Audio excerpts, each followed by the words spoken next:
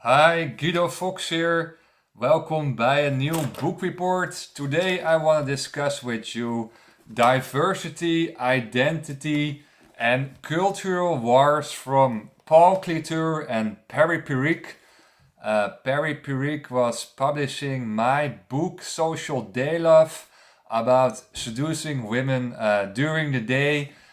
So I'm very proud that he was doing that. So I was thinking, do something back. I give some summary about his book about identity, diversity, and cultural wars. The book is about identity politics, and I think that is a main topic and hot topic in the political world, in the political science, and in daily life. And then we talk about cultural Marxism, woke culture, cancel culture. We talk about social justice warriors. All those kind of terms I will explain later what it is about. And of course, identity politics. First of all, I want to say that we are living and we're going to live much more in a globalistic world. And that is what you see nowadays with all the immigration streams and the Zoom meetings. So we are connected with so many people from different nationalities. If you look here in Amsterdam, there are so many different nationalities. People are coming here for work reasons. And so we are much more connected with each other. And we stepping out of the small group dynamics from the past centuries, right? When we ride with a horse from city to city and it takes 5 to 10 days to come in another city to know people, and now it's going faster and faster and faster. So we are much more intertwined. We are much more interconnected with different cultures.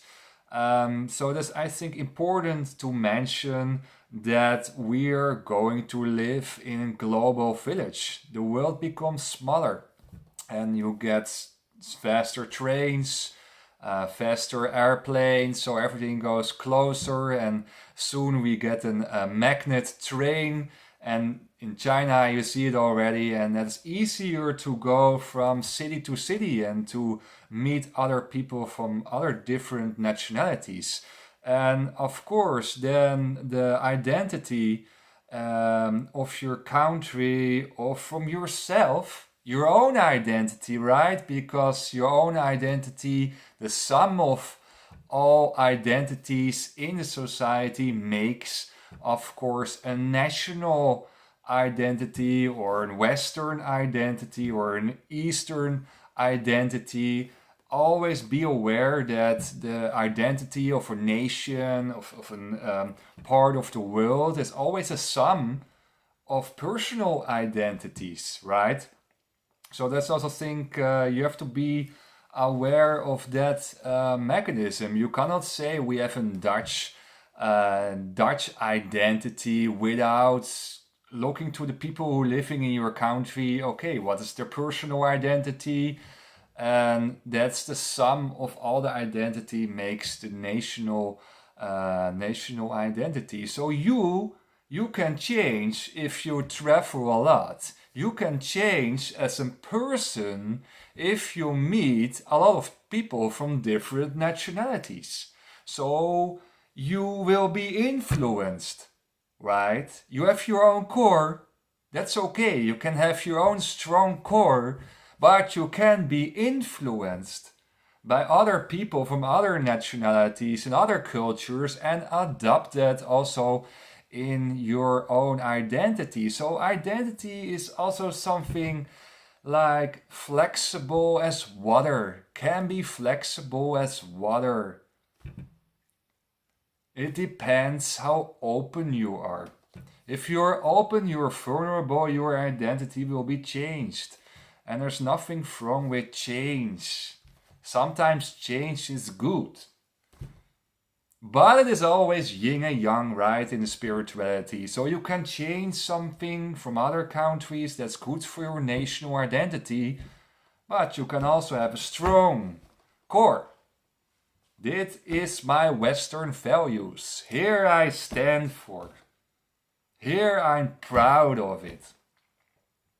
So you can be proud of your identity, of your national identity, of your personal identity, and you can be flexible as water and adopt some new things from other cultures in your culture. So it is always balanced there. It's always balanced there. It is strong identity, strong core with the blades of a tree, right? You have a tree, a strong tree, and then the wind can go into the blades and you can adopt new things from other cultures. So global village, yeah, it will become more flexible. Traveling goes easy, connection with other cultures will easy. So that is a hot topic, what we share. What we share with each other. That's an important question. What we share with each other. What is a group? Or everyone is an individual.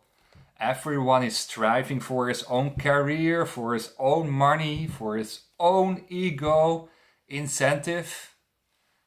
Or do we share? Do we share something with our neighbors? Or our neighbors are just our neighbors and nothing more? Do we have still group values? Do we have group awareness?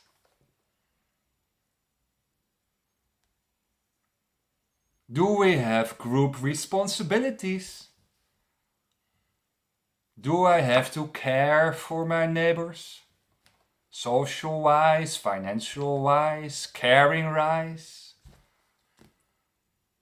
So we going and we live in a much more individual society. There's no neighborhood culture anymore, where you ask questions to your neighbors, how are you? How you're doing, right? And that is what on page 25 Marcuse was saying about identity, and I will translate it for you from Dutch to English. 25.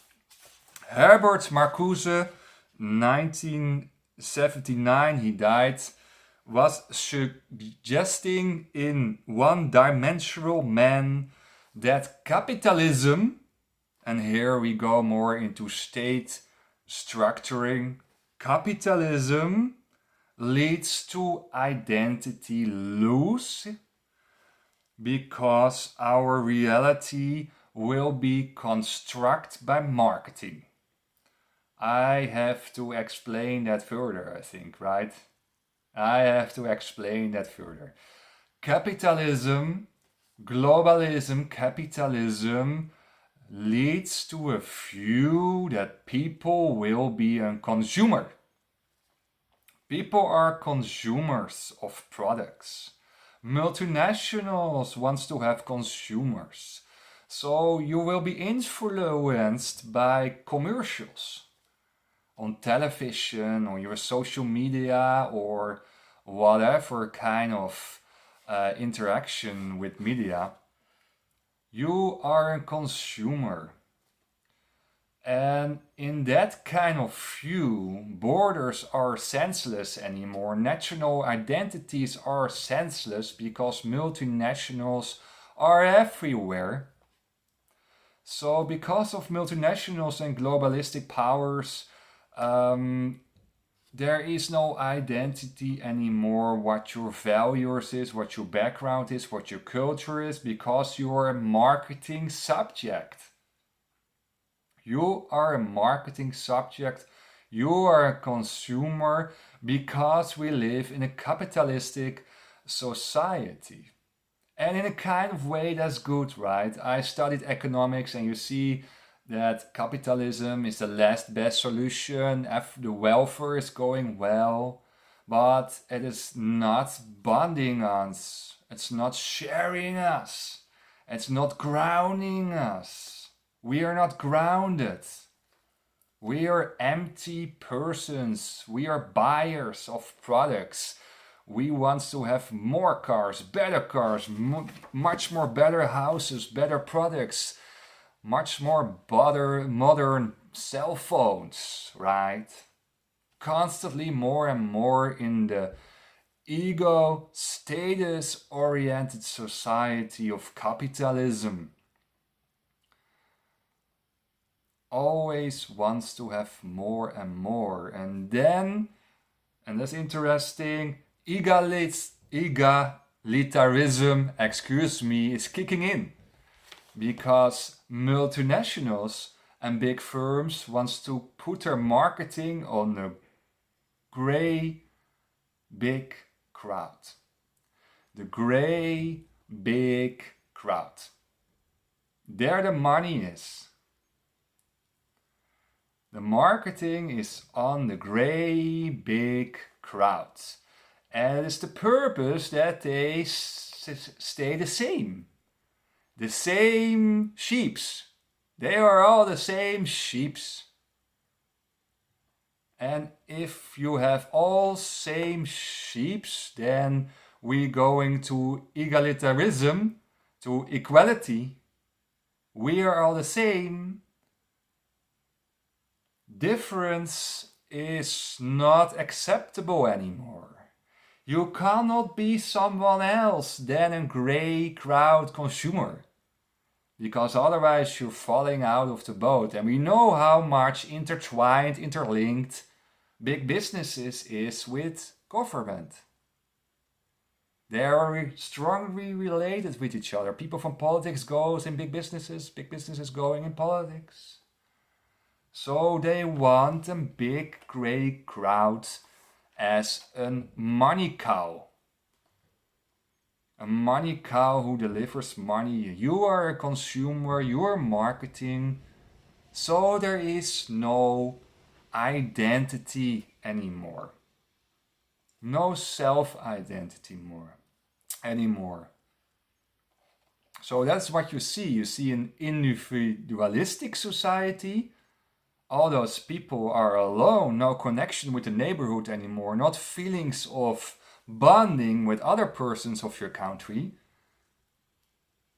But you see that all those individuals together are the gray money cow crowd. So that's a little bit what's happening in the last decades of capitalism. That kind of movements. So we are all individuals and we are becoming all the same. People are not different anymore. People are quite the same, right? You don't have special people anymore or something. So it leads to, what Marcuse was saying, it leads to identity loss. There is a gray crowd, identity loss. And what you see nowadays, and I think I make here a correct political analysis, is that you see that because of the identity loss of the big crowd, the big gray consumer crowd, that as a compensation of that, we doing some identity politics by kind of what we see vulnerable and weak people, and their woke is kicking in. The woke culture is kicking in. What I mean by that is there are a lot of focus on the, for example, box thinking. So you are an LHBTQR person, you are bisexual, you are homosexual, you are lesbian, you are a female, you are people of color. So we put you in a box and you are a victim. That's called victimization.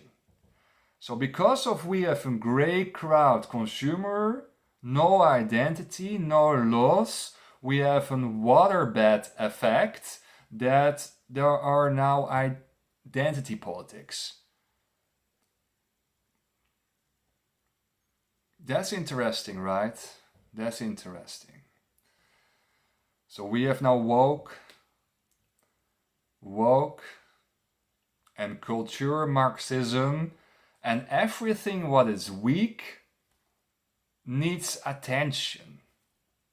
Everything what is weak or not used, not conform, has to play in boxes. So what we're doing is that we are saying, hey, you're homosexual, so you're a victim. We give you attention with all those kennel parades and whatever. But what we're doing is not seeing someone as an individual, right? You are an individual with your own responsibilities. And when you're constant saying, oh, I'm a victim, I'm a woman, so I'm a victim, I'm a people of color, so I'm a victim, then you stay a victim. You stay a victim if you are placing yourself in those boxes and you're identified with that outside or your sexual core. And you are not identified then with religion. And that's the next step. I give here a small hint where we have to go, I think, as a community or the world, what we can share. What we can share is ultimate religion. Religion in the deeper sense we can share. I talk about that later. Fukuyama. So if you're seeing yourself as a victim, then you don't have your own responsibility, right? Because I'm a victim. I'm a victim. So I'm always right. I'm always wounded. I'm always poor because I'm a victim. I can go to the government and get some money there because I'm a victim. And if you're staying a victim, then personal development is far away. Personal development. You don't have to work on yourself because you're a victim. It's okay. I stay home on the couch, drinking beer, television, put my money, hands, government. But I'm a victim, right? I don't have to work about myself. Fukuyama was saying on page 50, the constant discovery of new identities. The constant discovery of new identities. So constantly we are searching for new identities. And you see it also in the LHBQR discussion. You get more counts, more letters. So therefore, there you see also the discovering of new identities. Constantly we're placing people in more boxes, new boxes. Old boxes are going away and we create new boxes. That's what's happening now, right? All those victim boxes, the social justice warriors, the woke culture Marxism, Egalitarism, no national identities anymore. We're the same. We're all the same. We're all equal. We are one big market for multinationals. We have to be equal. We have to be sheeps. No identities anymore. All the same. Marketing, right, kicks in there.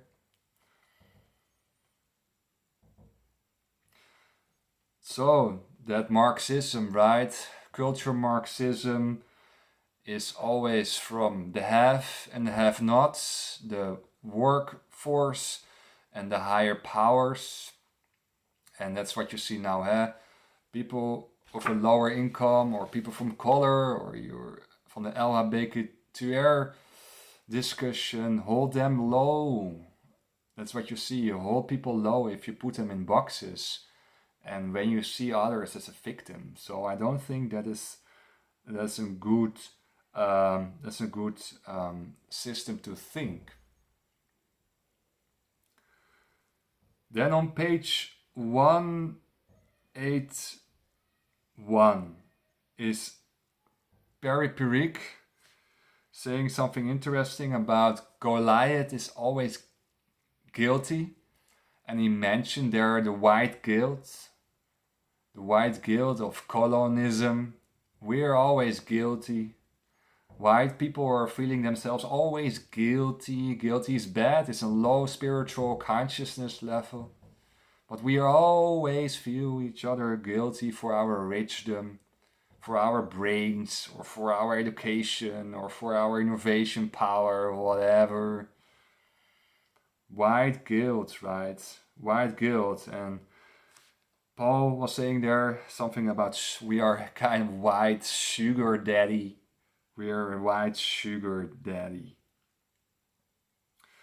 And that's also not good, right? White guilt and the big crowd, the big white consumer crowd, marketing crowd.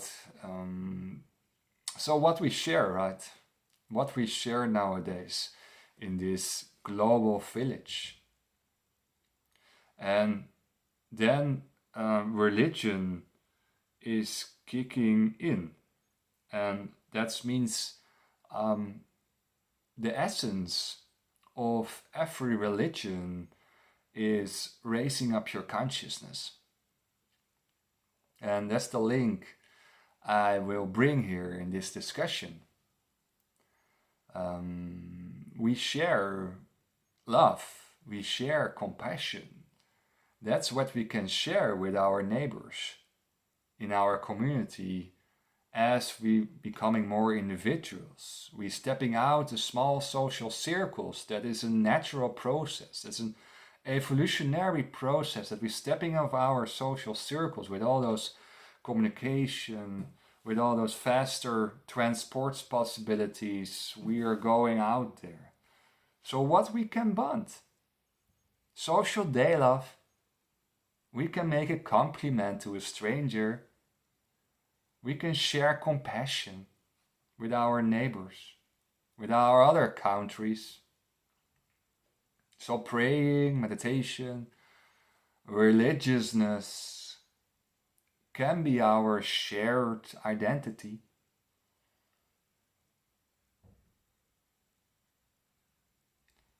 And that is what people should do. People should more look into themselves. Because what I said earlier is that the sum of all the personal identities will be the national identity, will be a worldly identity. So that's what you see. That means that religiousness, in the deepest form of every religion in the world, wants to raise up your consciousness, wants that you work on your spiritual growth. And if you work on your spiritual growth, you can connect in all your openness and all your vulnerability. You can connect with your neighbors. You can connect with others. So that we share. In ultimate forma, opening up yourself, spiritual awakening is our deepest share possibilities. That is your real identity. Because now you don't know who you are. People don't know who they are. They have no mirrors in their life. They have no coaches. If you don't know on a personal level who you are, how you can say who you are as a country, or in the world, or in a neighborhood, or whatever, in what kind of cultural online mechanism. So religiousness will be the future sharing identity. Thank you for watching this video, and I see you soon by the next book fit. Bye bye.